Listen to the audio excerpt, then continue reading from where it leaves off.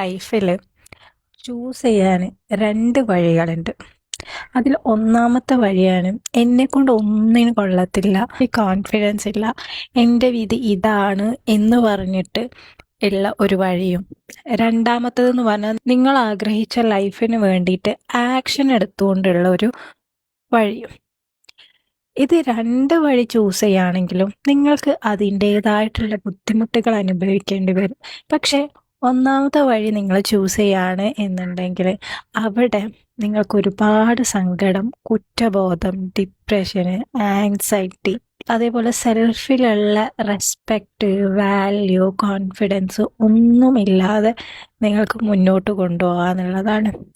രണ്ടാമത്തെ വഴിയാണ് നിങ്ങൾ സ്വീകരിക്കുന്നത് എന്നുണ്ടെങ്കിൽ അവിടെയും നിങ്ങൾക്ക് ബുദ്ധിമുട്ടുകൾ ഉണ്ടാവും, ഇല്ല എന്നുള്ളതല്ല. പക്ഷെ ആ ബുദ്ധിമുട്ടുകളിലും നിങ്ങൾക്കൊരു ആശ്വാസവും അതുപോലെ തന്നെ ഒരു ഹാപ്പിനെസ്സും കണ്ടെത്താൻ പറ്റും. ഞാൻ ആഗ്രഹിക്കുന്ന കാര്യത്തിന് വേണ്ടിയിട്ട് ഞാൻ ക്ഷമിച്ചല്ലോ.